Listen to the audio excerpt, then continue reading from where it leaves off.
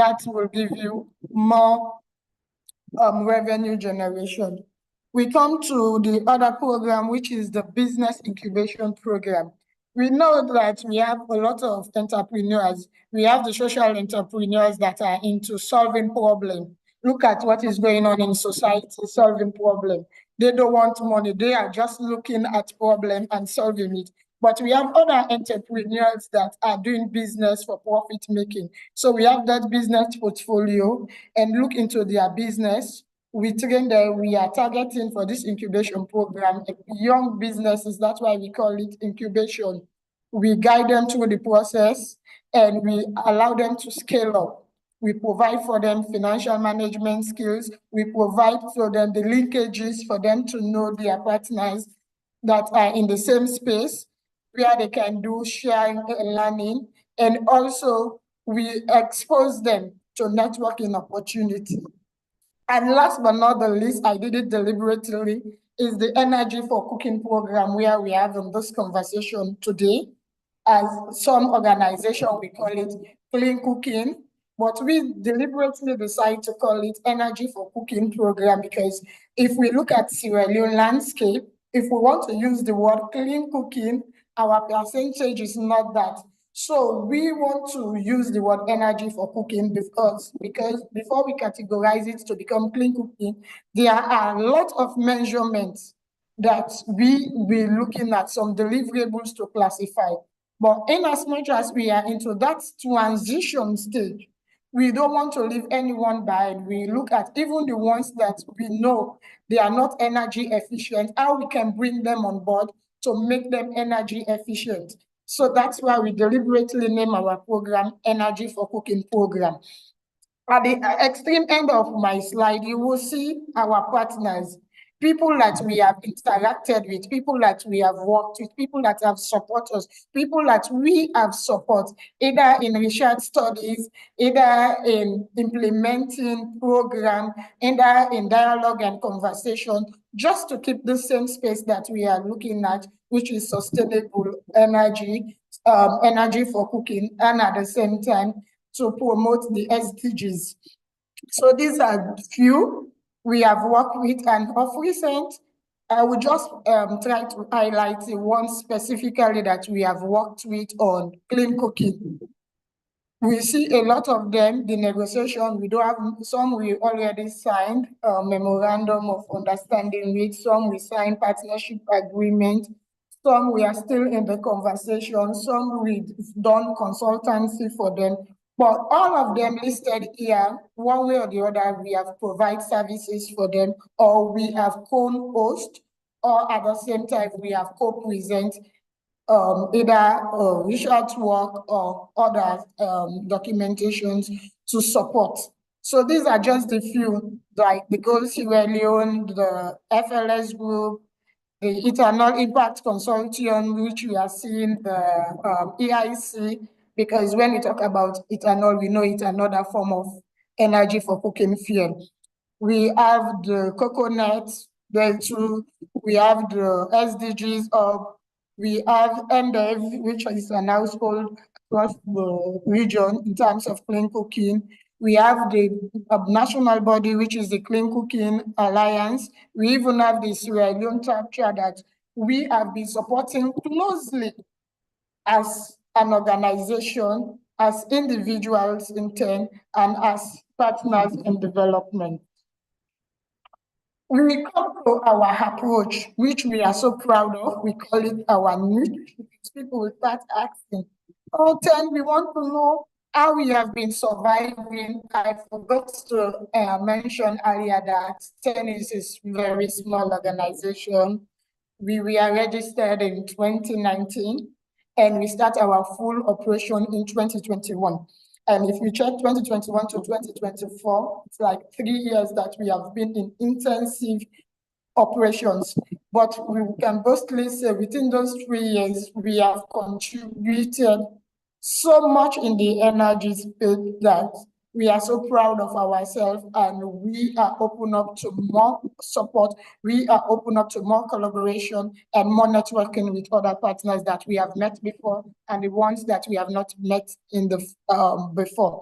So this is our approach, and this our approach covers all our programs, the 4 programs. First of all, we look at the ecosystem space.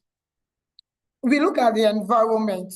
We look at what are the key components. If you see, you will see from the presentation that there is a bigger circle with smaller circles. These are the components. So the bigger circle represents the ecosystem space, everybody inclusive. Then we look at the components. When we are discussing development, what are some of the things that would pose out to be challenges? What are some of the things that will pose out to be as opportunities? What are the threats? And what are the weaknesses in the ecosystem? So in our approach, we look at innovation. Innovation is very key here because we know most of these things that we are discussing, health, energy for cooking, they have been long years ago. But what are the innovations we are going to bring in this sector to scale up, to reach at that standard? Because today we are discussing standard, to align the needs, to align the challenges and the opportunity available. So we look at innovation as a very key element when we are looking at our approach. We look at financial access also. And when we talked about the stakeholders in the sector, more especially when we look at the producers and the end users, most time in our conversations, you will see the first element that we highlight is finance, access to finance. Producers will tell you that we want to produce and sell at a cheaper cost so that it can become affordable to everybody, but the cost of production is very expensive.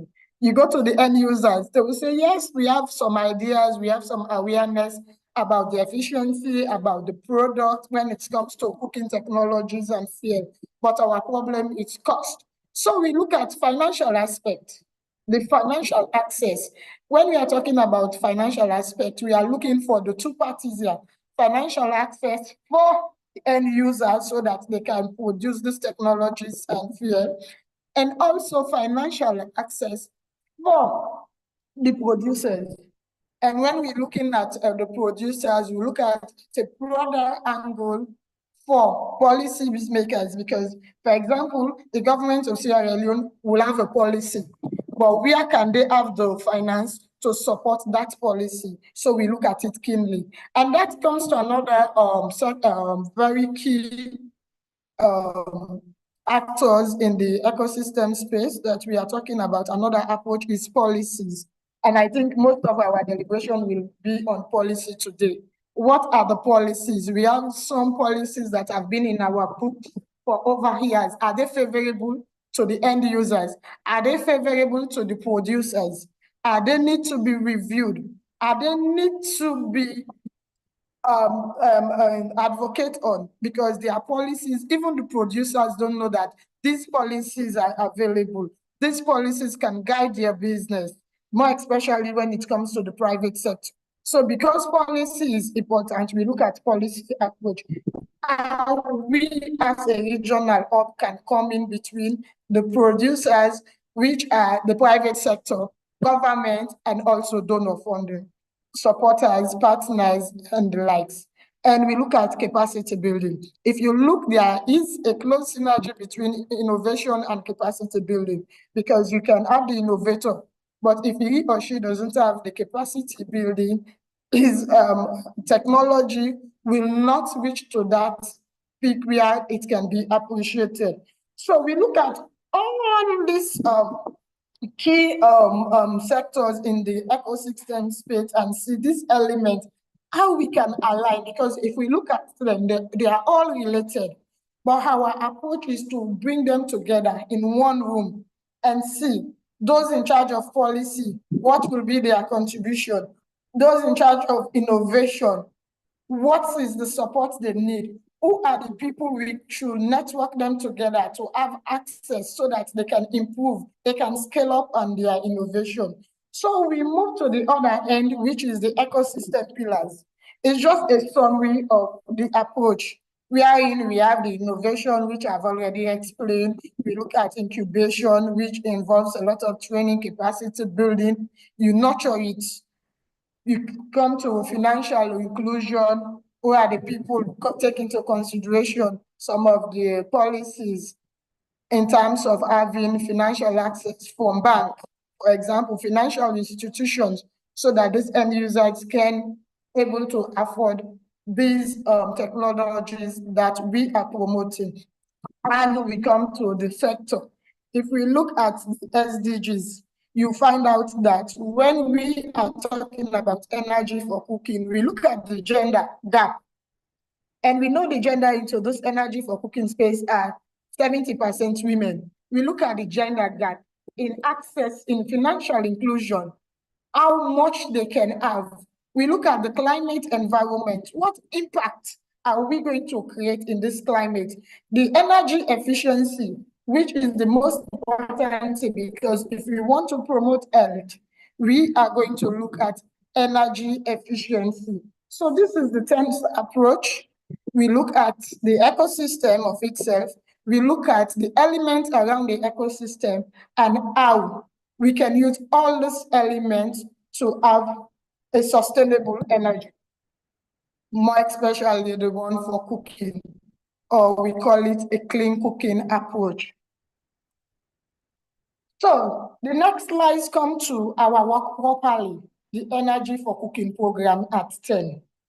And so it's a deliberate action to have this photo here, because it gives a clear picture how we do our cooking in Sierra Leone. I know some African countries will relate.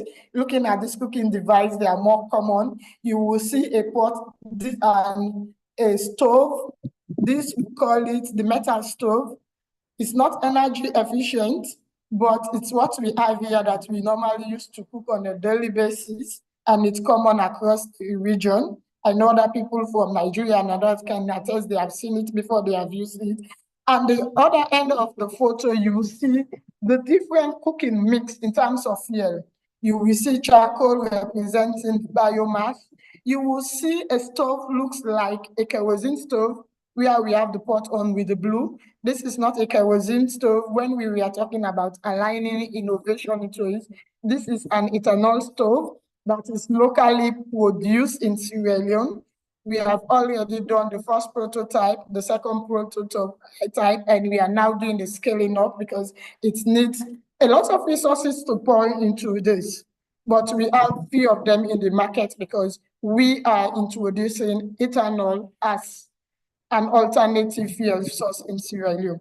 We have, of course, the AfriGas, the LPG, which is common. The percentage is there in the market. We have the electric cooker, and we have the unique one, which all Africans can relate to, is the three-fire stone, which is the traditional way of cooking, which we have been using over decades. And we are still using there. Some part of Africa, including Sierra Leone, people are using this three-fire stone form of cooking because of a lot of theory attached to it. Some people will tell you that it's what they can afford. Some will tell you that it brings that memory. This is what we have met. That's the stereotype idea. And some people will tell you that these three-fire stones have its own that add the smoke from the sticks gives you a unique taste to the food, and there are some certain foods that you can't cook over a cooker or not, because you need that sweet smell aroma from the smoke to spice up the food. We present an overview of Sierra Leone energy landscape, cooking energy landscape. Yeah, and we decided to use Sierra Leone because it's here we are, and we have done some of the study. You look at the population size of Sierra Leone is about 7.5 million over, and from our data back then to now, it's almost the same thing. Slight improvement has been done, but we are still between the range of 80% of our population using biomass fuel as a fuel source for cooking. And when we are talking about biomass, specifically, it's firewood and charcoal. They are common.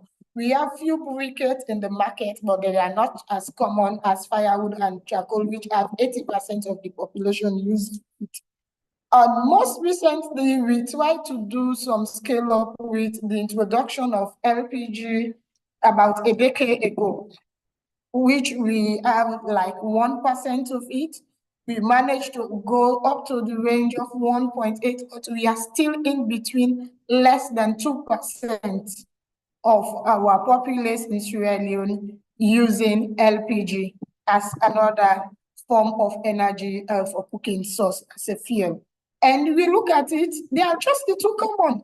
We have other sources, but they are not common, like the e-cooking, electrical cooking. We have few people that are using, in fact, the percentage is less. If the second most used cooking fuel is LPG, is less than 2%. So imagine the other that are down the scale. We don't want to mention them here. If we look at the ambition that SC for All have, they are projecting that because Sierra Leone have the potential, by 2030, they want us to increase from 2% LPG to 25%. Will that be realistic? Is it going to be? And these are the reasons why we are having this conversation here. Because imagine technology that have been introduced in the market for over a decade, we are still fighting with 2%. Now, this is 2025. We are looking at the next 5 years to say that we will have 20% concentration. It's possible if we have some of this conversation, the dialogue that are going around, and see how much we can improve.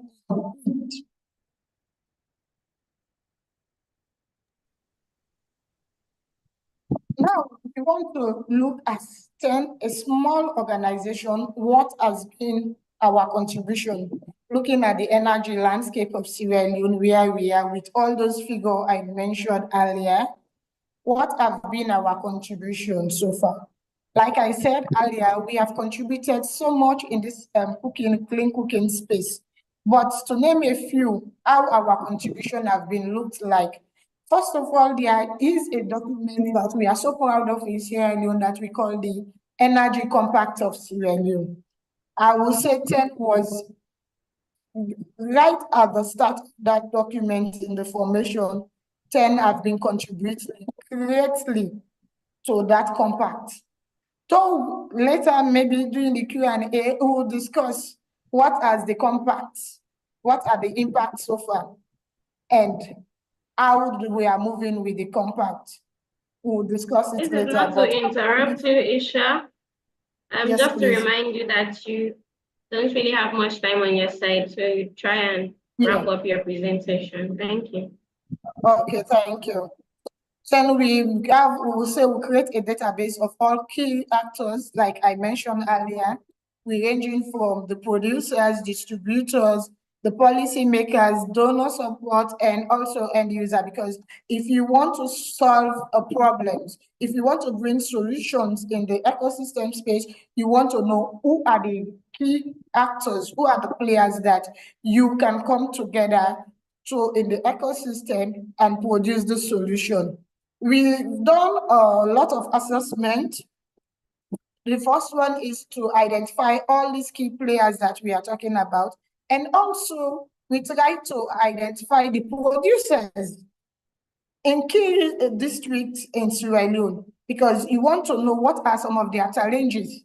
If you want to scale up with them, if you want them to become energy efficient in their technology, you need to have a one-on-one. So we did a study across 4 main districts, which is Fritango, Kenema, and Makeni, to have this conversation. And we also did a study on ethanol, because like I mentioned earlier in the presentation that we have an ethanol stove. We don't want to limit ourselves to just biomass and LPG. We know across the region, there are other countries that are far ahead now with ethanol, and we see how it has worked. So we've done collectively with organization called the EIC, Ethanol Impact Consortium, to do ethanol studies in Sierra Leone. And after the study, we find out that the report will be very out soon that Sierra Leone have a lot of potential that if we can invest into ethanol and we can use it as an other fuel alternative.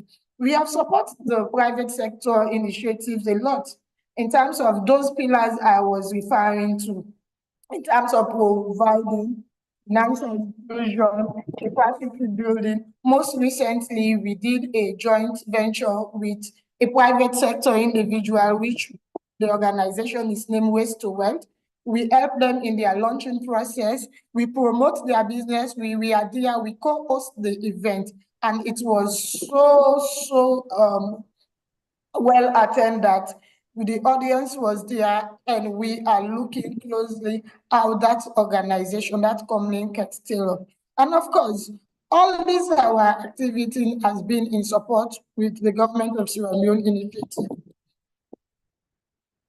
So we look at our solution as 10. What do we want to provide in this ecosystem state?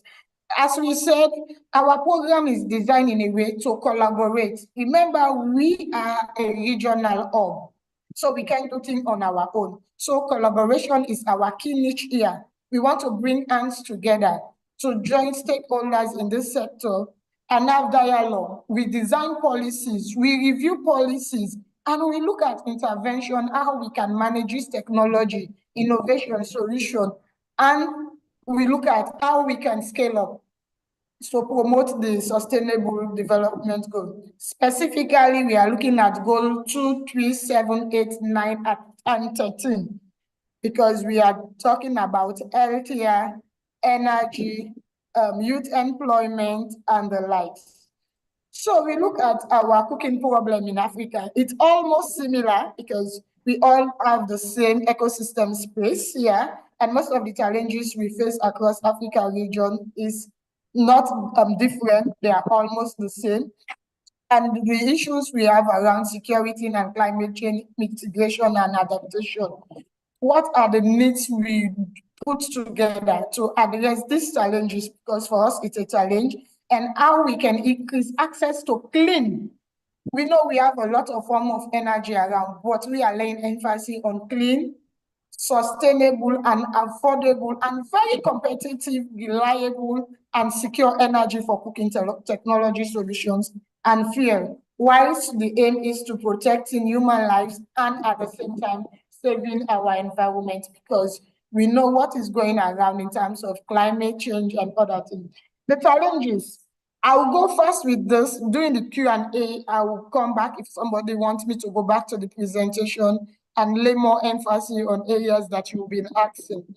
The challenges are all across the same. And we are looking at some of our target points by 2030, what we want to achieve as Africans. The most important and alarming challenge we have now is that to save the 900 million people that still rely on this traditional biomass for cooking. And we know the health implications of using this traditional biomass form of cooking. We know it's not advisable. We know there are a lot of health implications attached to it, and we want to move away from it. So moving away from it is what we have this conversation, aligning the clean cooking policies in Africa with global standards and opportunities. First of all, the opportunities are there is the technological and innovation and scaling solutions. There are a lot of opportunities there for cooking technologies like the LPG, the ethanol stove, the electric cookers, and biogas. And these opportunities can be tailored. We can come together with different stakeholders ranging from government and others in collaboration to scale these technologies across Africa. Access to climate finance. We are all having the conversation. We can remember the Paris Agreement, which country leverage a lot of climate finance mechanism. How can we able to coordinate within the ecosystem space for producers, small organizations to access this climate financing? We have the clean development mechanism and carbon credit programs. There are a lot of them in there, but people don't know how they can attract this opportunity. So our role as partners in the development state is for us. If we want to align standard, we should start looking at this opportunity, how we can discuss them, and how we can create that network opportunity for those that are in the distribution and also the production stage of these technologies that Thank we you are very discussing. much. So we look at the benefits and the other challenges that we are having. Please, let me just do the last 2 minutes on the strategy for this alignment that we are talking to. I think the strategies that I'm proposing here this morning is the policy development and harmonization. We know there are a lot of policies here. Can we go back to those policies and review them? If possible, we develop new policies. If possible, we review the old ones. That can be very, very realistic and can be beneficial for both the end users and also the producers. And also, if we want to achieve this policy alignment and harmonization, we should start thinking about partnership. That is the PPP approach, the public, the private partnership. We come together and see how we can solve this problem. We talk about the innovation finances, like I mentioned earlier, how we can source this funding because we know they are there. And the very important one is the awareness change, which deals with the behavioral campaign. And we strengthen our database system. So in a summary, for us to align African cooking policies with this global standard, it's very critical at this point, because looking at our ambition for 2030, we are just 4 years and some months away to 2030. So if we look at some of these challenges and try to look at the opportunities attached to these challenges, we invest in our strategic approach, we spend some time in partnership and policy innovation, I think we will have an improved health environment and a sustainable economic empowerment. And in a nutshell, we will have a sustainable environment. I thank you all for your audience. Thank you very much. Thank you very much. I appreciate it. Thank you. You're welcome. Thank you very much for that wonderful presentation. It was very robust and exhaustive. I mean, you talked about a lot of things. You threw more light on the challenges, which covered the infrastructure gaps, the policy awareness, the affordability, the poverty status, and you also shedded more light on the possible solutions, the collaboration, access to finance, and the need to harmonize these policies, because we get to see that most of the policies, their targets are quite different from one another. So it's important to harmonize them so that we all align with what is happening at the global scene.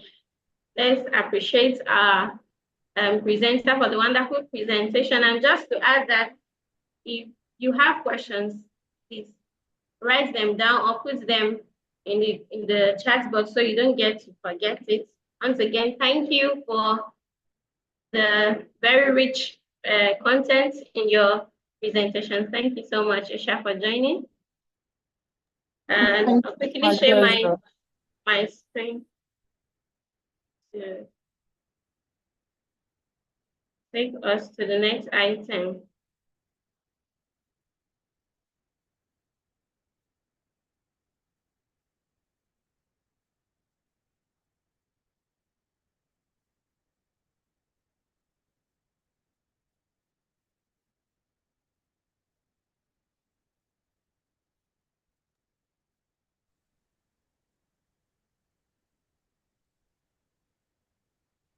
We just had Ishamunu speak to us on the clean cooking policy landscape in Sierra Leone, and we progress to the next item on the agenda, which is the 4 questions. This is generally to test your knowledge of the concept of clean cooking, your knowledge about the Sustainable Development Goal 7, which ensures access to clean, affordable, reliable, and modern energy for all. So would be putting up the full questions. Do well to engage full questions. We look forward to your responses.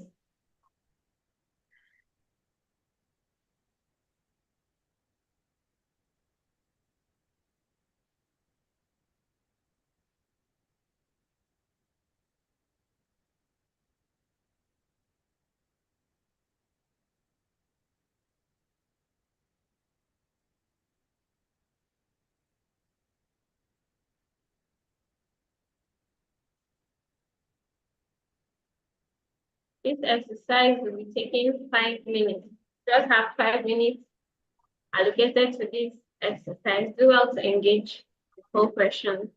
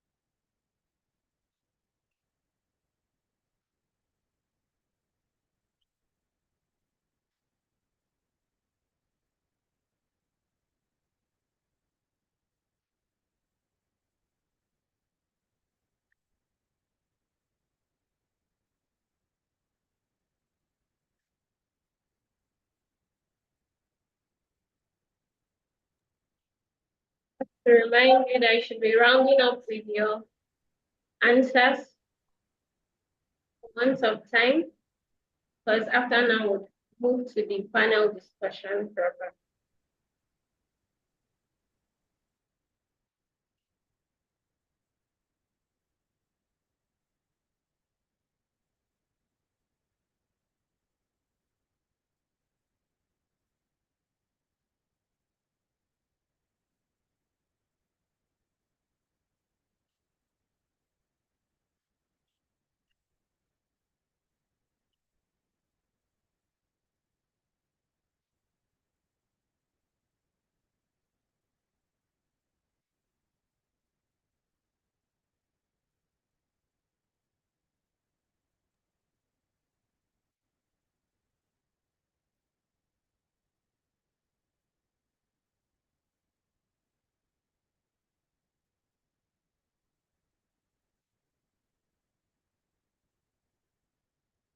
I guess we've all responded to the full questions. We look forward to going over your responses.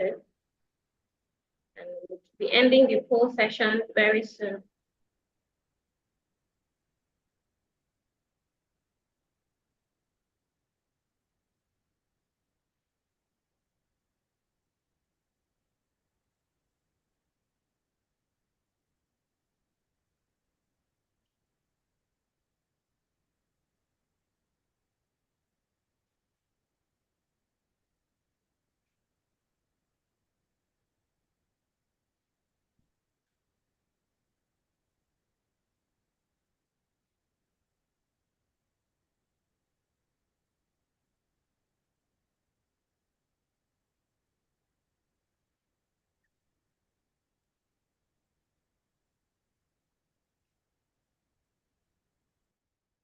Welcome back.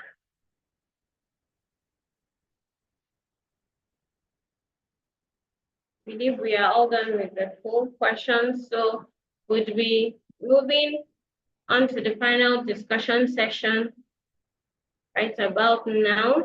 And just to give context to what the discussion would be about, we are aware of the recent announcements by the US president, incumbent president, President Donald Trump, on the withdrawal of America from the Paris Agreement and also from,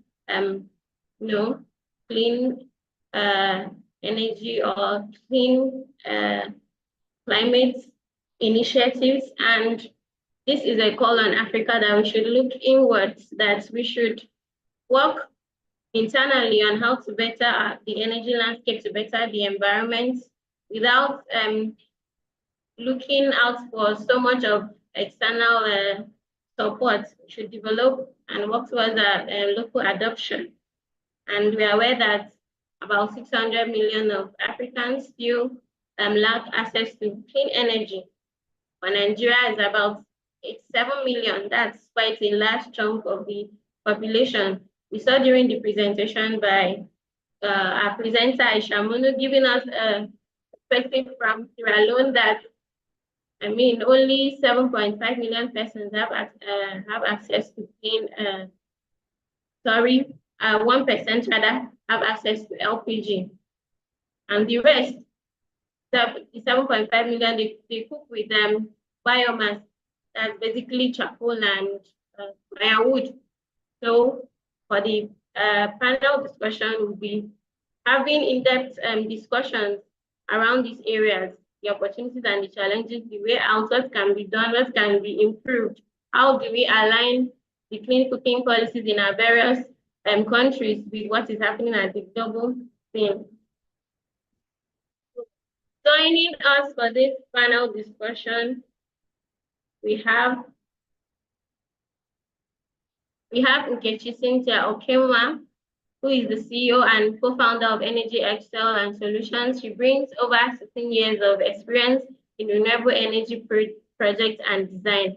She's a passionate advocate for clean energy cooking, and she leads our organization in providing awareness about electric cooking in both on-grid and off-grid communities across Nigeria.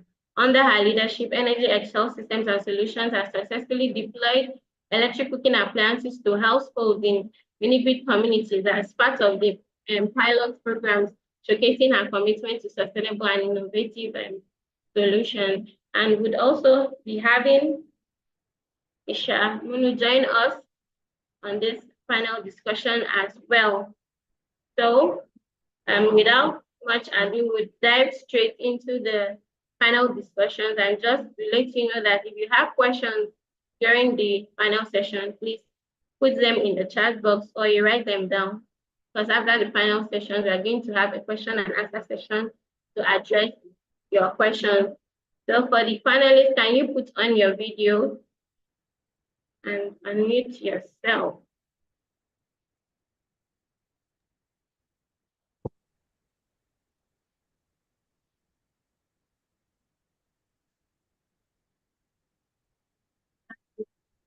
Only see Isha's video. Okay, so you are muted, ma'am. Thank you for joining in. We look forward to the insights you'll be sharing in this session. So to begin with, I'll be starting with Isha. To begin with, how do you see the current state of clean cooking policy in your country, Sierra Leone? You made mention of some policies like the Energy Compact. How do you see the situation in Sierra Leone, and are there areas that need improvement? What can be done about that? Over to you, Isha. Okay, thank you very much, and good morning, good afternoon, everybody again. Looking at the energy policy in Sierra Leone, I would say there is much to be done, because we had, like I mentioned, the energy compact. There are a lot of follow-up items of that energy compact that we should pass that stage. We should have been doing the implementation into those. But if we look at the areas mentioned in the compact, they have not much have been done there. And the compact is our working document. And by now, we should have been thinking about having addendum to the compact. Also, we as a nation, Sierra Leone, to be specific, if we want to meet this goal, which is aligning clean cooking policies, and we take into consideration standardization, we have to go back. I remember we are having a policy on our taxation on renewable energy products. Because if we are talking about clean cooking, we have a lot of renewable energy products that we used to come in play. And there was a taxation waiver removing on solar products. And recent, we have bring again this taxation that was removed some time ago, back to it. And imagine without this taxation clause, without this tax on our renewable products, we see the penetration of energy products like and technology like LPG still battling between 1% to 2%. We have not reached with because we are still between the range 1 point something, 1.8 to precise. Now we are having a policy that is saying we should put taxation on this importation. And is a lot of conversation going around from importers, and most time what they complain about is that the taxation in Sierra Leone is very, very high. If we want to bring standardization here, we want to align, we want to encourage people to transit from this biomass cooking to reach at that stage wherein we can say it's clean, efficient, and we have other factors around us that one can be our policies are not favorable. Mind you, when you are doing policies, you have to be mindful of who are the people these policies are going to affect. And business people, their essence of the private sector is to make money. If the policy is not favorable, at the end of the day, the end user will have the ripple effect, because if, for example, there is a product being sold at 1,000 leones, and you decide as a government or as a policy, you advisor or advocators, you decided to increase that taxation to 0.1, you will not know how much significant that 0.1 until when it reached to the commodity price. There is likeliness that commodities that have been sold out for 1 billion will become 1 point something, 1.2 leons, 1.5 leons. At the end of the day, you start looking at the income, the lifestyle of the end user. Most times when we look at our earning, they grow less significantly. Some people have been in that stage for 5, 10 years, having the same income, same revenue generation. So if at this level, they find it difficult to purchase this technology, what if when you increase taxation, that will automatically bring an increase in the price? Will they be able to afford the same product or to afford more better technology project? No. So I think the area of policy here in Sierra Leone should be looked at, not only looked at, review and make sure that our policies are flexible and can accommodate all the players so that everybody can be in that relaxed environment as we are all yearning and open to scale up. Thank you very much. Thank you for that feedback. Of course, the high taxation fits into the prices and then translate down to the end consumer. So, Nkechi, would like to hear your own perspective from the Nigerian perspective. How do you see the current clean cooking policy landscape? Are there areas you feel that there should be improvements, and what can be done?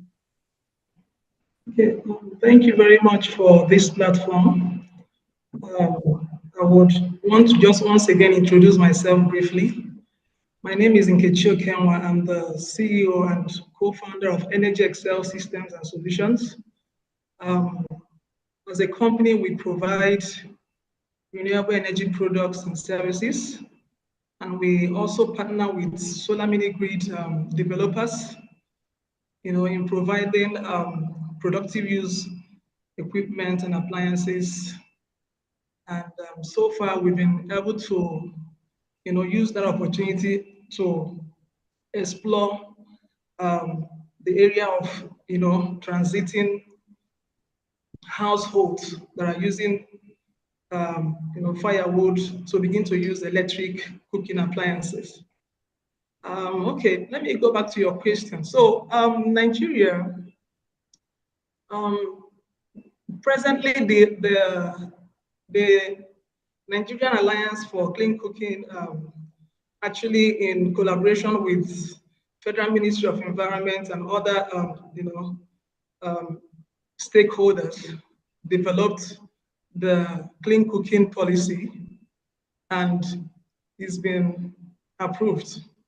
So for me, the part I'm looking at is the electric cooking. This policy, how is this policy being implemented to reflect, the transition of households using firewood to cook, to begin to cook with electric cooking? And we have so many, platforms for this policy to be implemented to ensure that people or household using firewood to cook can begin to transit into using electric appliances. In Nigeria, presently we have about 103 solar mini grids. And these solar mini grids that are developed and implemented around the country has about 32,000 households and small, medium enterprises and public facilities connected to them. How is the government, ensuring or doing their best or putting in effort to work with the solar mini grids to ensure or to encourage the households that are connected to this solar mini grids to begin to transit from using firewood to electric cooking? So for me, I would say that that Nigeria presently, the political will is not yet there, and I can tell you why. Because there's no generally.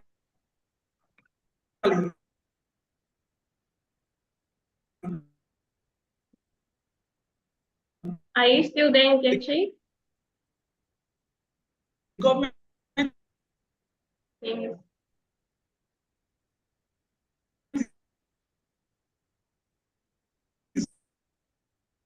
I guess there is a problem with her network.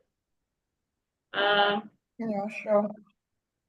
Looking at the unreliable electricity, paying much attention to it. So we can start with them. We have even courage to take up, Can you hear me well? Yes, please. Thank you very much for your feedback. Okay.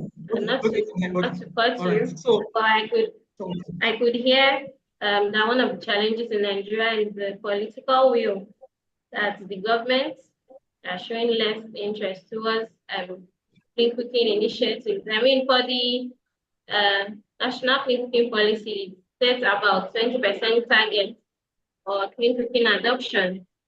So for Sierra Leone, it's high taxation, and for Nigeria, it's political will. Thank you for that response. So we move to the next question. I'll be starting with you, Nkechi. During the presentation, the presenter Aisha talked about the level of poverty in Africa, and how the average household thinks about providing food and the basic needs, and cooking clean does not even come in the budget. We have the affordability concerns. And I would like you to tell us, like, how can we ensure that we balance short-term affordability with long-term sustainability? We are trying to make the product cheap, but how do we sustain it in the long run? Please, can you hear me? Seem to have an issue with your network. Isha, you could take the question. When our network is being restored, you can continue. Should I take the question again? Yes, please. Okay, I was asking, how can we balance short-term affordability? One of the challenges is affordability. Is the price, the cost that always comes into the mind of the consumer.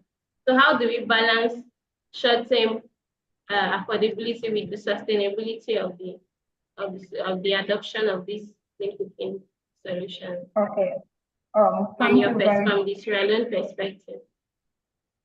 Thank you very much. I don't know, she's having problem with a network. And when she mentioned about the Nigeria perspective about the political will is not there. I would say for us in Sierra Leone, the political will is there because you see the commitment we did in Kenya, our president, we have the conversation, we are willing, in fact, I don't because the delivery unit of clean cooking. There is an initiative, we even have an office that have been placed in the act of the president. We decided to have a delivery unit right in the office of the president. The willingness is one thing here.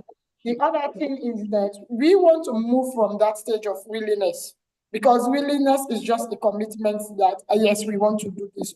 We want to see now the implementation of those willingness because for you to give the commitment that we can do it, we want to move and pass that stage and see how we can improve, how we can implement these actions that we are willing to take on board as a country, that with these actions, we can able to have a sustainable energy for cooking. No, Isha, I can't hear you.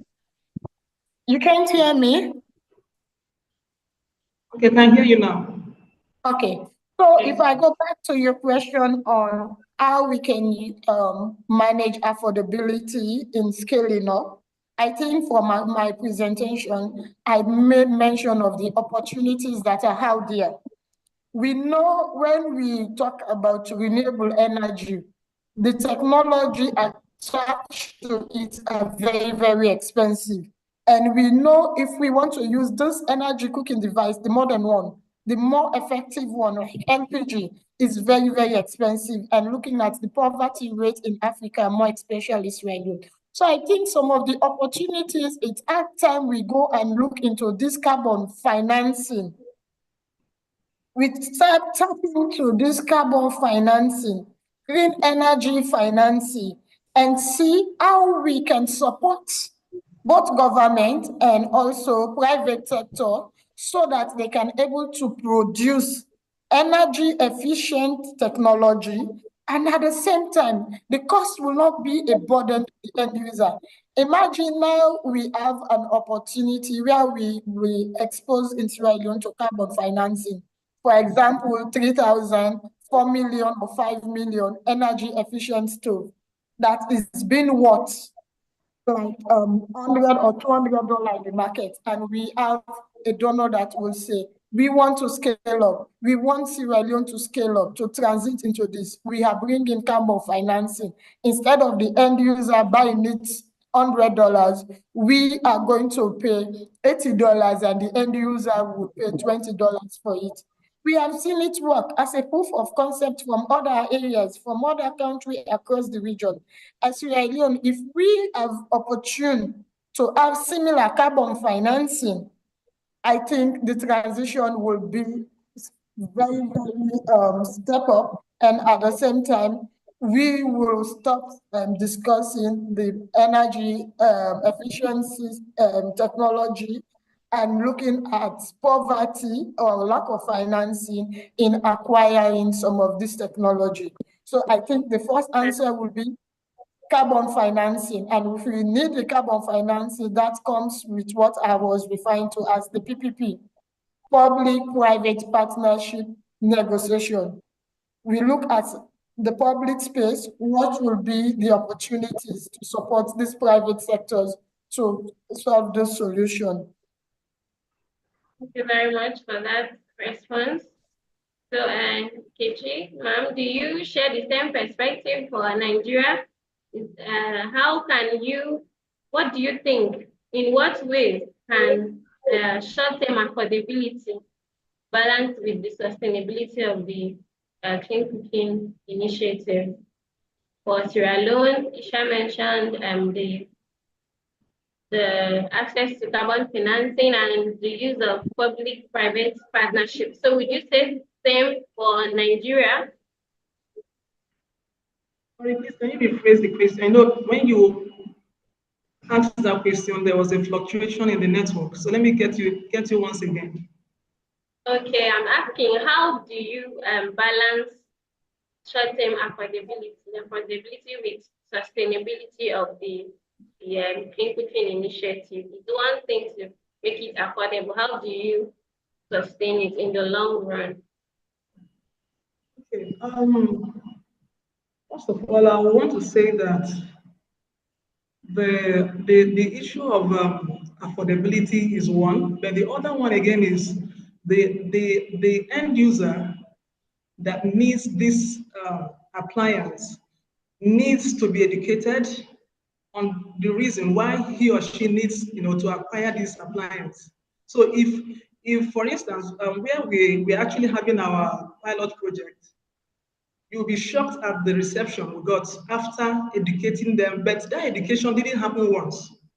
We actually visited our community like 3 times.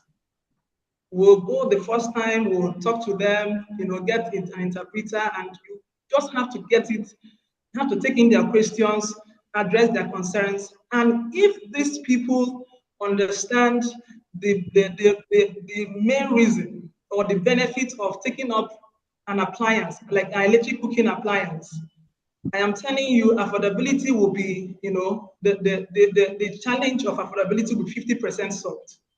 So we'll not talk about, oh, how do you pay and all of that. And the strategy that we actually used was that we said, okay, do you know what? Don't even do any down payment. Just take this appliance, or make sure we work with the head of the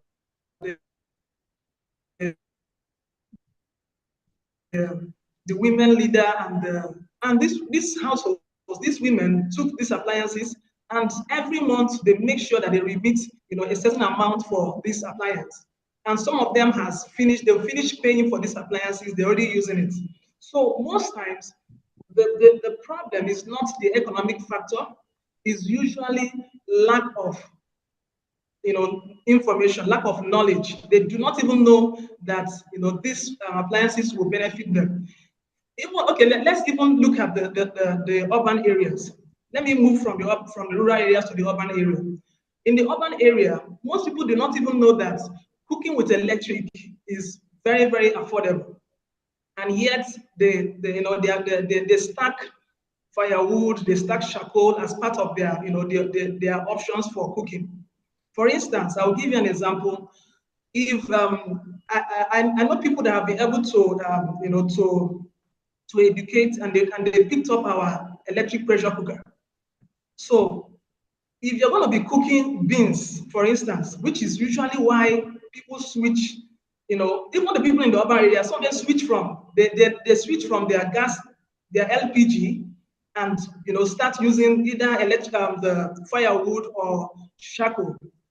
And we were able to do a calculation, and for you to boil your beans takes about 35 minutes to boil. 35 minutes. Sorry, beef. Let me use beef. Beef is 35 minutes if you're going to use an electric cooker. For someone that is on band, let me even use the highest band, band A. Band A is 225 naira per kilowatt. So in 35 minutes, you're only spending about 125 or 130 naira to boil your beans. And people do not even know this. And they keep, because of ignorance, it's not just about affordability. People do not know this, and they say, oh no, my unit will be exhausted. This consumes a lot of power. But if people are educated, and if people are aware of, how affordable it is and the time saving, I'm telling you, they will opt for it. So that's where we are still focusing on the government, asking the government, and you know requesting that the government should do more on awareness. If we are Very willing, much. and we are ready to move people from using the tree stove and the biomass for cooking and transit them into electric cooking. Thank you. Absolutely, I agree with you. Awareness is key. It's one thing to sell the idea, but to the end consumer, to user, gets to know and understand the benefits of adopting clean cooking solutions. So definitely, I agree with you. And this takes me to the next question. There are a lot of pilot programs, a lot of donor funding for pilot programs, and most of these, should I say, consultants, when they get to do this project, they just do it for the money. They get the project done and get the money, and they tick the boxes. Oh, we've carried out a clean cooking adoption initiative in these communities. So my question is, in what practical ways can we get these rural communities to adopt clean cooking in practical terms? And I'll be starting with Isha. What practical ways do you think this can happen? If we are talking about adaptation here, I think the one practical way is local adaptation. Because, like you said, you will have researchers coming with a lot of funding for a work to be done. Most of them, they don't even come on site. Most of them will sit at the comfort of their home and do desktop research. Just type any data and they submit their report. We have done the work. In actual sense, they did not even go to this location to see what is actually happening in the location. And I think if we want to talk about adaptation here in the sustainability aspect of it, because it's good for an individual to say, I think I've have a technology that will solve this problem. And I've tested it, I've done my pilot phase. In fact, I've rolled out 1,000 of the product in the market and the people are comfortable. I remember there is an organization called ENACT. They are working with us in Sierra Leone on the same clean cooking. They do similar intervention. They do come around, they do the studies, they roll out LPG because they want to scale up the LPG concentration in the market. About over 3,000 of the LPG products in the communities, and they decided to target slum communities. But what happened there? The sustainability, when we are doing the review of the learnings they got from the project, they find out one key aspect is the sustainability. For you to produce the LPG canister and fuel for the first phase of it by rolling out this thing, the people, they embrace it. It was a welcome idea. They were so much appreciative of the technology they use it. But what happened? As soon as the gas finished, most of them were unable to refill it. And the thing here, when you are using LPG, it's a continuous process. You don't just use it one-off. And even when we were doing some of our assessments, when we went to this four main district I was talking about, that is Makeni, Bo, Kenema, and even Freetown, just imagine Freetown be the capital city. We find out that the awareness is there. Most of the homes that we visited to do these studies, we see they have the cooking mix. Most of them will say we have the LPG, you will see it. But they will tell you the frequency, how often they use it. It's very, very less. Some don't even use it. Some will purchase it. They use it, but as soon as the gas finish, they don't replenish the gas. They will tell you to refill it is very expensive. As it is now in Sierra Leone, the 7 kg we pay 220,000 for 7 kg of Afrigas to refill it. That that are around central town. People that are far away, the price varies. Some will have 10,000, 20,000. It depends on the distance. So I think the problem here, if we want to sustain it, the technologies can be there. We start thinking about localization, because most area where we start having the problem is from importation.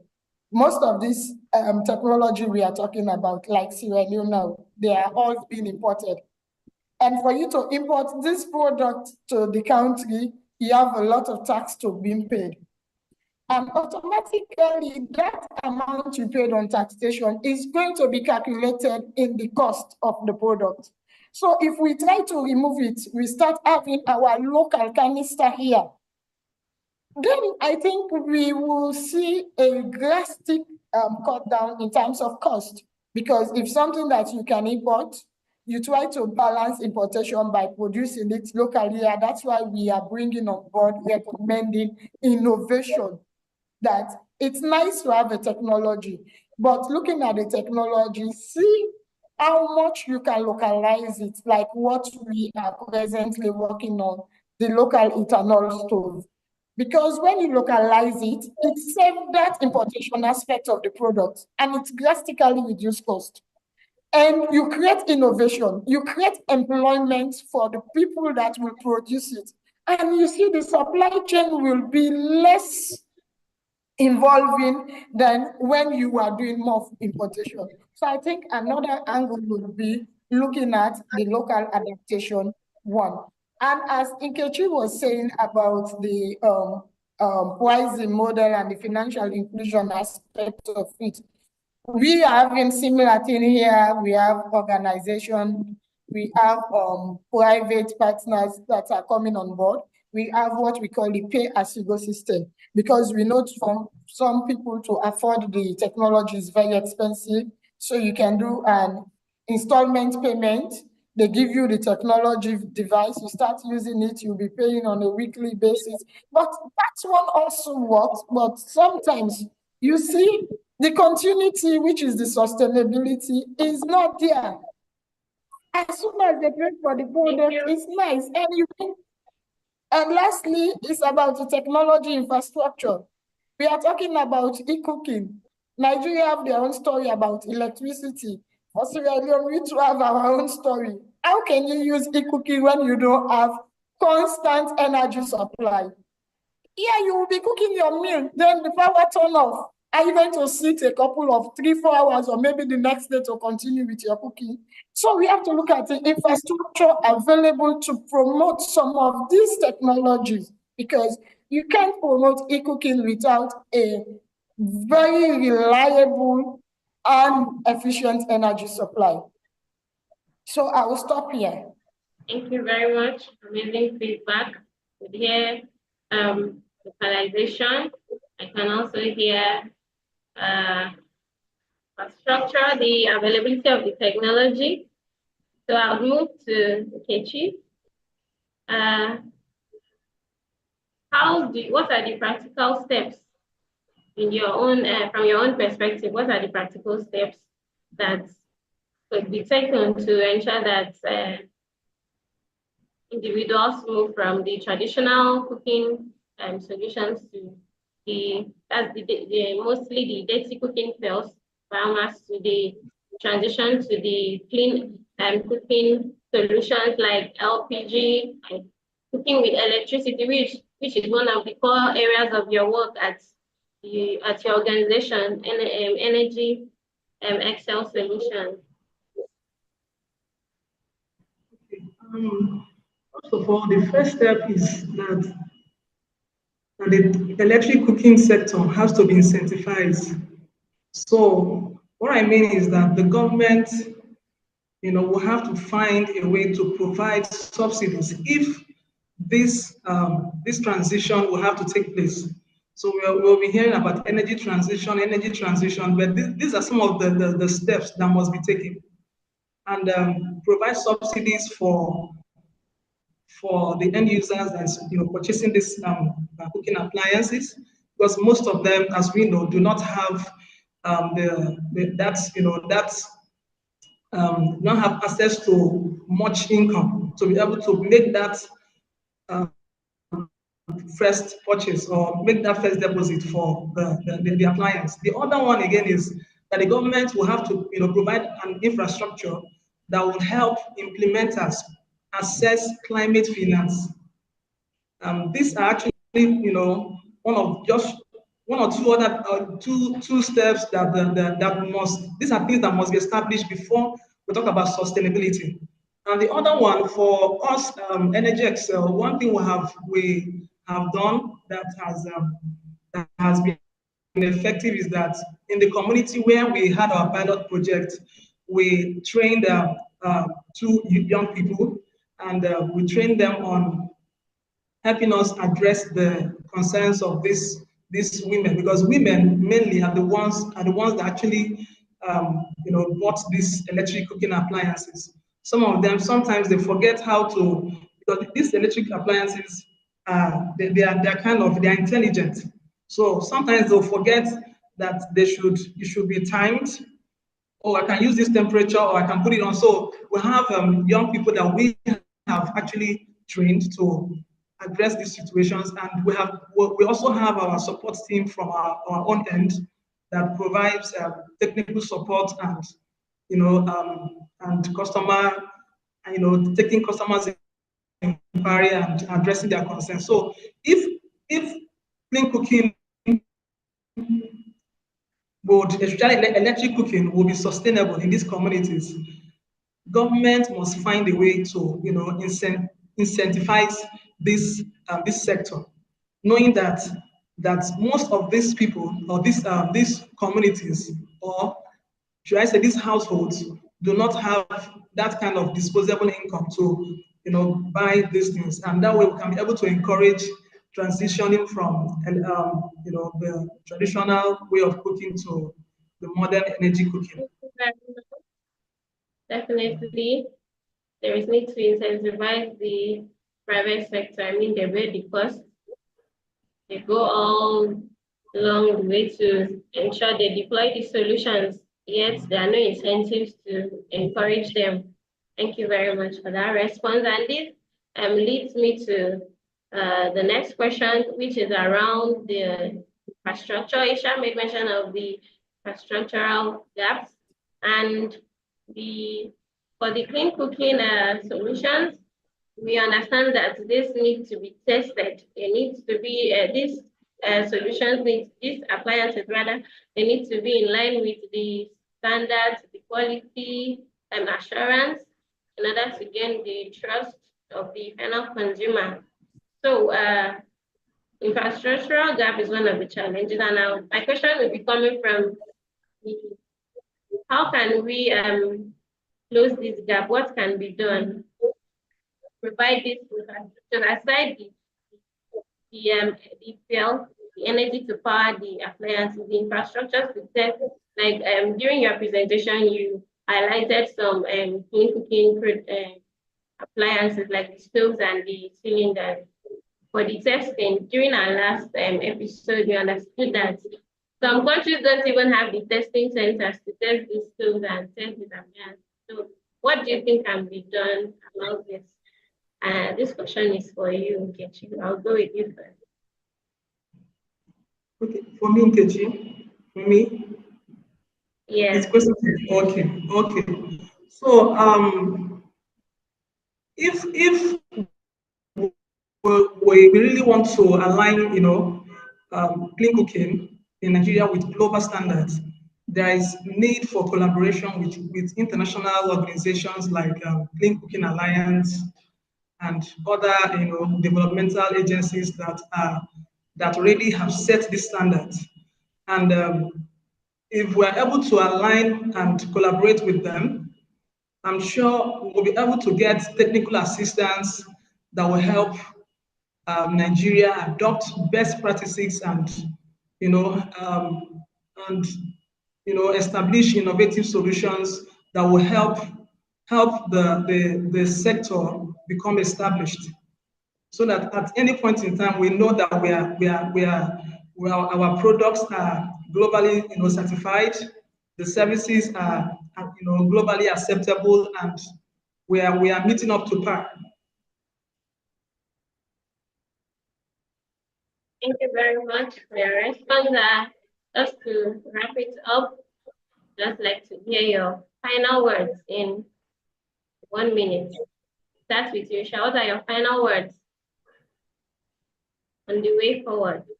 On the way forward and aligning our policies with global standards. Your final words. You are muted. My bad, sorry.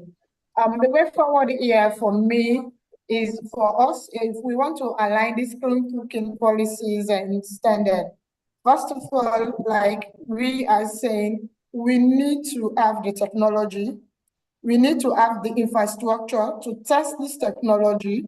At the same time, we need partnership because this clean cooking is not a one-man business. We need collaboration. We need everybody to do their own part. And for us in Sierra Leone, we need to scale up. We have invested a bit on infrastructure, but the infrastructure, looking at the demand for transition, we need to invest more into our infrastructure. We need to invest in capacity building. And we need to create that networking so that we can able to attract this donor funding, be it carbon finance and other support in the sector. So in a nutshell, if we want to align this standard, I think the key word I will leave everyone with today is collaboration. And if we are talking about collaboration, we go with the PPP approach, which is the public-private partnership. Collectively, we come on board. Collectively, we'll be able to achieve our sustainable goal plan. I thank you. Back to you. Okay, I would say that there is a need for the government to, to create more targeted policies and incentives to support electric cooking, especially electric cooking adoption. One. Number two is that government needs to incentivize electric cooking. Government needs to provide climate finance for implementers of electric cooking. And finally, I would say that there's need for Nigeria to collaborate with international organizations to be able to learn the best practices for to be able to adopt and innovate on modern energy cooking. Thank you. Thank you very much. Just to remind you that we'll be entertaining questions from the attendees. There are some questions in the chat box, and I'll be reading them out for you to address them. So there is a question here from Shola Odusaya. How does one get to gain an understanding of carbon trading and carbon financing? Is there any webinar or training for this? I am interested in gaining knowledge in this area and to be able to support the awareness drive. These questions can be responded to by any of you. Isha, you mentioned carbon financing. I guess that's why this person brought up this question. Yeah, carbon financing can be attracted. If we go to the website, there are a lot of opportunity there. But the requirement, most time it's difficult for an individual to attract it. So that means what we call collaboration. An individual, you can be an innovator, you can be a social entrepreneur that want to solve climate change problem. You can collaborate with an organization. So you can co-apply for those sources because there are a lot of opportunity, but they have threshold. And as an individual, if you don't meet those requirements, you won't be able to attract those funding. So I will say the opportunities are there. We just need to open our hands and collaborate and see what areas we want to provide a solution and which partner, because that's the essence of networking, that you will network with to co-apply for those funding. Thank you very much. And also, but quickly shared, if you have the link with you, as the person, the question also covers access to the link. Person wants to take trainings on carbon financing. You could share it in the chat box, or you could share it with us, and we'll share it with the person. So, Kechi, do you have something to chip in on this? Okay, is it about the carbon financing education? Yes. Okay. I Question know that requires. in Go ahead, Nigeria we please. have. Sorry. Go ahead, please. Okay. So in Nigeria, there are some webinars and workshops that have been conducted by National Council on Climate Change and even the Federal Ministry of Environment. So I would recommend that the person asking this question can also go online or go to YouTube or on their page, National Council on Climate Change. They have done so many workshops and webinars on carbon financing, and they are really doing so much on it. So this is actually one platform I know that I have received clarity on carbon finance. So that is actually an organization that I would also recommend. So the person can also actually check them out online or on YouTube, and definitely you will learn so much. Thank you. I hope that answers your question, Shala. So we're moving to Fanahami Idris is asking, okay, the question is, if cooking deployment is good, being a tier 5 technology, but do we have the energy in Nigeria? Can the mini grid power all the community appliances in the morning and at night when you have family members at home? I guess this question is for you, Kechi. You mentioned that there are about 203 mini grids sites, if I got it correctly. Yeah. So Okay, I'd like so you to respond to this. in response to this question, the implementers, we actually have a conversation with the mini grid developer. So we are able to say, okay, we have this XYZ number of appliances to deploy in your community. Do you have capacity to to be able to carry them? If a mini grid, for instance, have a 60 kilowatts or 100 kilowatts project in a community, and they are able to accommodate extra 20 kilowatts, by adopting clean cooking, then we actually work with them and we go ahead.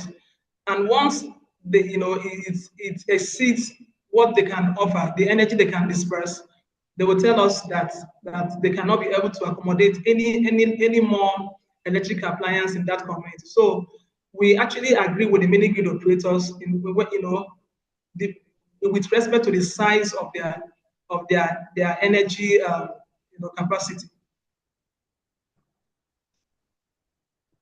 Thank you very much. I hope that answers the question, Idris.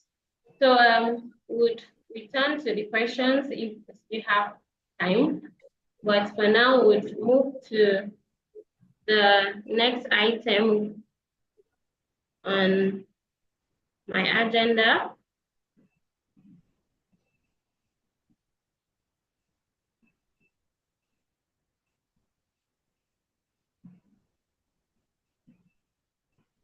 Which is the opportunities partners.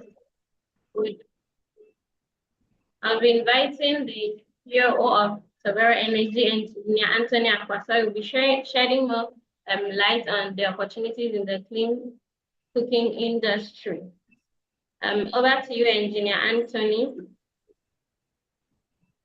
Thank you very much, Uwem, and thank you to Ishia and also Nkechi for your wonderful insights that you've shared here. We really appreciate your time. And just to add to what has been discussed, like Ishia said, partnership and collaboration is really key. And also, as part of that, for this webinar, one of our strategic focus is to share information about. Could you please put this in slideshow, so that people can see it very well? Thank you.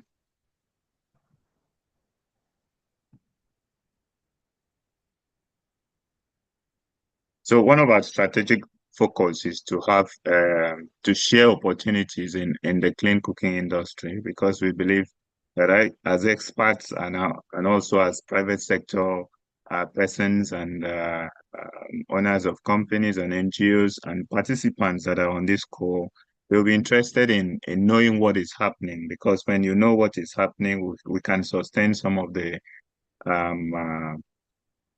we can sustain some of the interest in the industry also. So we've seen that there is a call for Tanzania. There is a third proposal call for Clean Cooking Fund program. The funding is from European Union, and it's for Tanzania also alone. It was open from the 2nd to the 2nd December 2024, and it will close tomorrow. So those that can still catch up on that can still do that. Then we also have employment opportunity from the Clean Cooking Alliance, and that will close on the 3rd of February.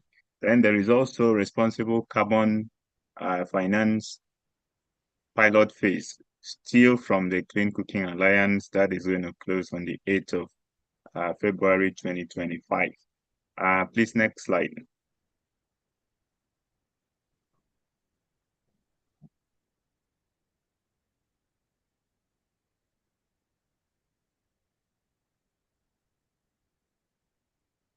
Then we also have decarbonizing humanitarian energy. This is actually the funding is from the German government, and it's going to be focused in Nigeria and Niger. And this is around clean cooking also. So you can check that out, see how you can register your interest. For Nkechi and other persons on the call who are active in Nigeria, you can see how to partner with them to see how this can be achieved in your country also. There is USAID Climate Finance for Accelerated Development. This is from USAID, even though with the stoppage of funding by the new administration in US, we don't know how this is going to work, but it's still something that you can check out. And there is the West Africa Clean Cooking Fund. It's from the Worthington Companies Foundation. This has been up for a while. You have the opportunity of indicating your interest and share, I think, your concept notes to see what you can, how you can partner with them on this to achieve this. There is also the guarantees for renewable energy investment. This is from the Norwegian Agency for Public and Financial Management. It's open to all countries in the ODA funding that are eligible for the ODA funding. I think most of the sub-Saharan countries in Africa are part of it, so you can apply for that. When do we still have another one?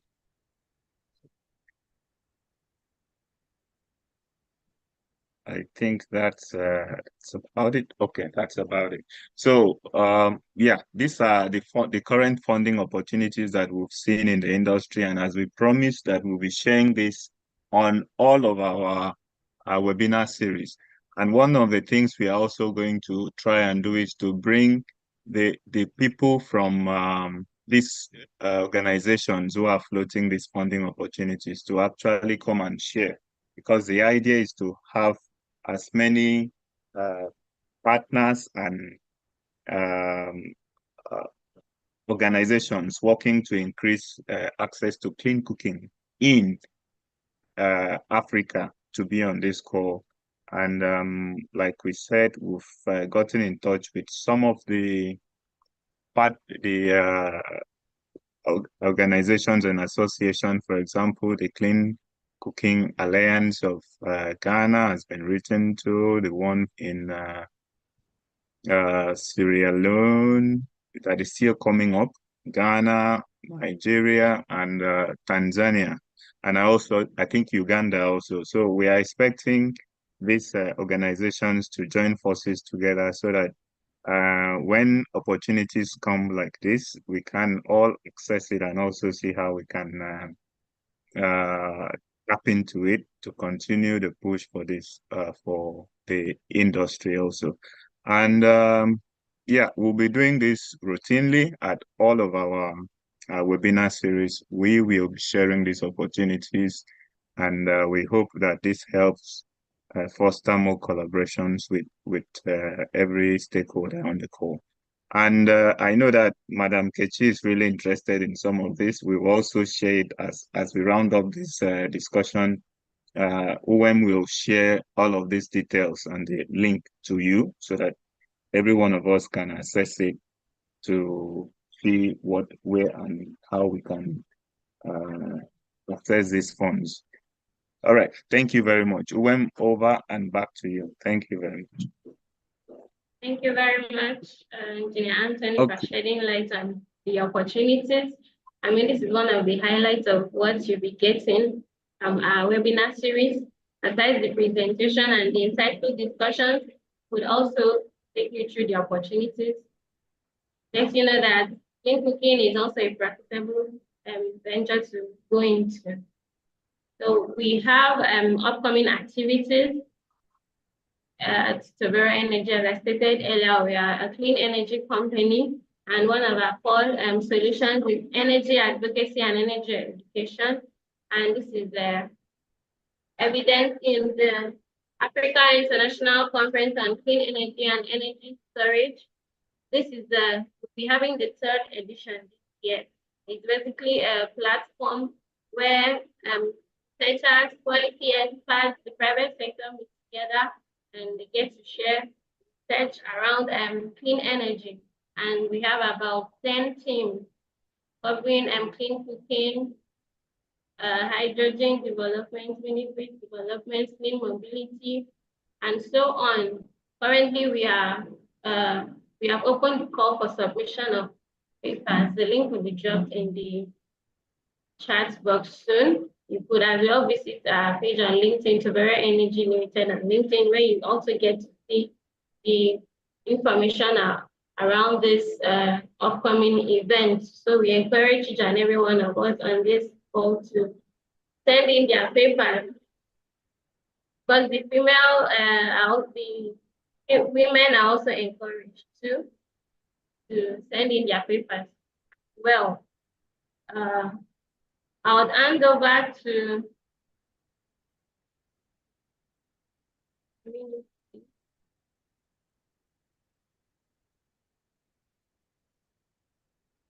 I'll hand over to the CEO again to talk to us about the Food Clean Advocate. It's also one of the initiatives that we'll be highlighting during our webinar series. So over to you, Engineer Anthony. Thank you very much, UM. Thank you once again. So the idea around the Cook Clean Advocates program is to galvanize local advocates in different communities, in different localities, to be advocates for clean cooking in their communities. And as an advocate, you will be expected to be organize also a little awareness and advocacy session in wherever sphere that you might find yourself. It might be in your place of worship, for example. It could be in your mosque, your church. It could be wherever you can gather people to be together. So the purpose of this is to galvanize support from the grassroots towards the clean cooking, because like it has been shared here by Isha and also Nkechi, advocacy is really a strong part in adoption of clean cooking in various communities, because if the people don't see the need for them to use it, when you donate you donate it to them, even using grants, immediately they are done with what was inside there. For example, if the gas canisters, immediately they finish the gas, the LPG that was there, they will abandon it because they did not, it's not something that they've seen as a requirement or something that originated from them. So I believe if we have somebody from communities that can continue this advocacy even after whatever efforts have been put in there, it is something that will last for a longer time. And also the advocacy program or the Clean Advocate program will run will I say in pari passu with this clean cooking webinar.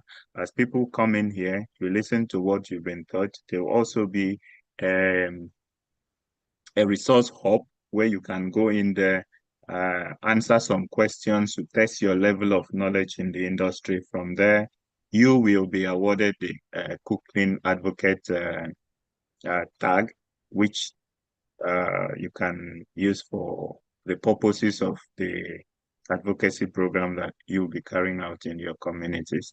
So we encourage companies, for example, Excel Energy and 10 also to be part of this journey that we are embarking on, because it's going to be, everybody needs to join forces together to see how to move the industry forward.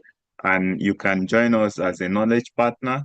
You can join us as a media partner to help us spread this message out. And also you can join us in terms of funding the activities for these clean advocates in their different communities. So we know that after this call, we'll be sending information about this to our different partners, and we hope that you will join us on this journey.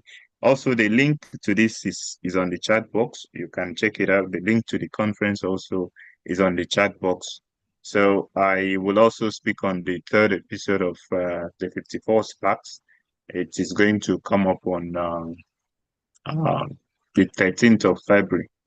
Then we'll be looking around the framework for implementation of clean cooking in terms of its regulation, because one of the things that we've seen is that if the industry, if we don't have a strategic focus, just like Nkechi mentioned, that what is in the policy of Nigeria that can advocate or that can enhance increase adoption of e-cooking.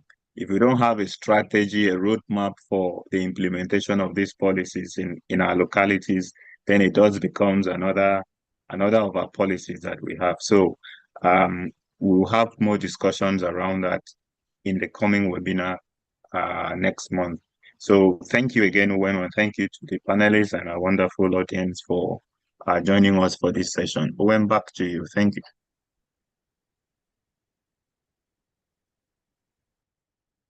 Thank you, Engineer Anthony, for taking time to explain the eligibility criteria for the cooking advocate. If I were you, I would seize that opportunity and become a cooking advocate in order to enjoy the benefits that comes with it. So this is just to thank everyone for staying put throughout the session, from the paper presentation down to the panel discussion. I can see somebody's hand up. Chima Stephen, just entertain just 2 questions. Please try and keep your questions very simple and brief so that we conclude.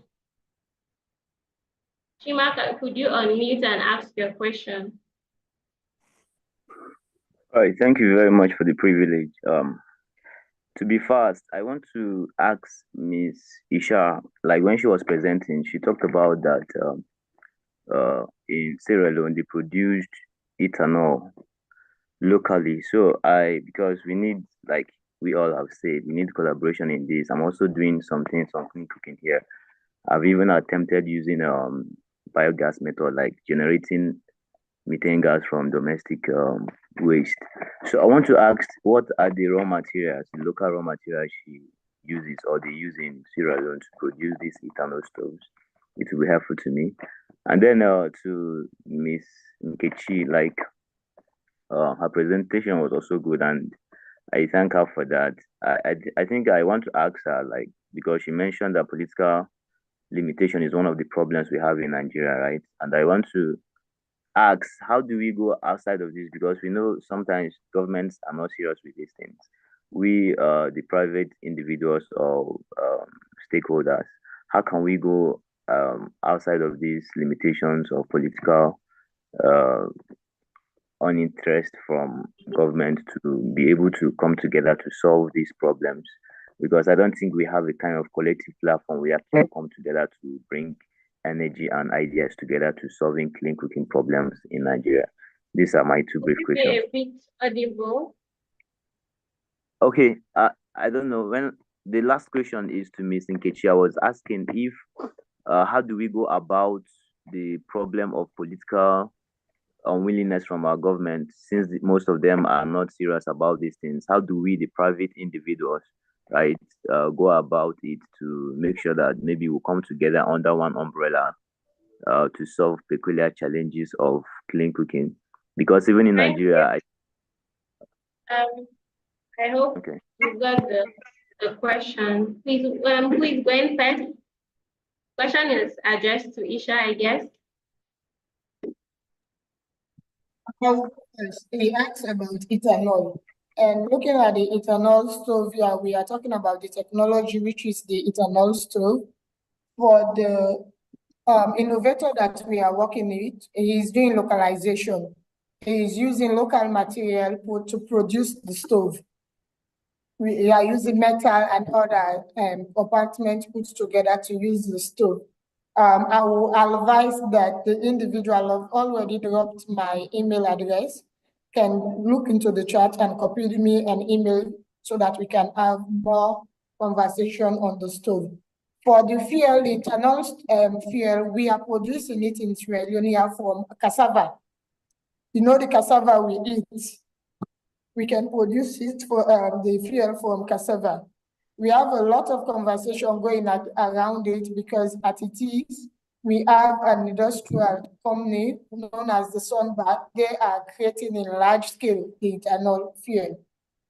But we have local innovators that they are producing in smaller scale and they want to scale up because we are looking at the competitive markets. So we don't rely on just one person producing if we want to try to use ethanol as an alternative. So we have more people being innovators and private and public partners to come together to promote that sector. So to answer his question, for the stove, we are using local product to produce the stove. That's why I said he's an innovator. You need a lot of scaling to do in that aspect if you want to produce more stove. And we are having the fuel aspect of which we are having from cassava peels, the cassava we eat. I hope that answers your question. Chima? Yes, thank you. I have to chat her up maybe through her mail. Thank you very much. Okay. I will also be answering the other question where he was asking how the private sector or the stakeholders, without depending on or waiting for the government to create awareness or push this agenda for electric cooking forward. So we have an association in Nigeria, should I call it an alliance, Nigerian Alliance for Clean Cooking. So you can also, go to their website. They are in Abuja. Go to their website, send them an email that you want to become a member. They are the only alliance in Nigeria right now that has members, stakeholders, even the government being part of their advocacy and their activities around creating knowledge and awareness about clean cooking. So Nigerian Alliance for Clean Cooking. You can go to their website. They are very accessible. If you are anywhere in Abuja, you can even walk into their office and you will get more information on how you can become a member. And they have activities lined up on creating awareness and advocating for clean cooking. Thank you very much. I hope this also feeds into the explanation or to make concepts more clearer to you, Chima. Yes, it's okay. Thank you very much. Very much. Thank you very much, wonderful panelist and presenter. Thank you for the insights you've shared. I mean, we touched on a whole lot of things. We highlighted the challenges based on the Nigerian perspective, the Sierra Leone perspective, and Africa as a whole, because it's a common problem, it's a common challenge. And the goal is to harmonize, is to align these policies with the global standards, fine-tune what we are doing over here with what is going on at the international scene. So thank you very much. I believe each and every one of us on this call, we had a very swell time. There was a lot of information was shared for free. And this is what we are passionate about at Severe Energy, advocating for clean cooking, advocating for clean energy, adoption of clean energy. So thank you very much for accepting to feature on this webinar. And for the participants, those joining online, and also the panelists, we look forward to see you at the next edition as we further have dissect discussions around policy framework in Africa, the regulatory framework as well. I hope we've been able to access the link in the chat box for the ICES, the Africa International Conference on Clean Energy and Energy Storage, and also for the Cook Clean Advocate application form. Do well to engage with the link, and just to also add that this session is will be is a recorded session, and you find it on YouTube to watch. For those of you, I saw in the comments that you joined late, so you could catch up with the very insightful discussions that we had during this session. So thank you very much, everyone, for finding time to join in on this conversation. From all the discussions, the key points was collaboration. I mean, we can't work in isolation. Isha said it's not a one-man cannot solve the problem. We all need to put our hands together, my different countries, align our policies in order to achieve access to clean cooking solutions in the African continent. So thank you very much for joining in, and enjoy the rest of your day. Thank you very much. Thank you.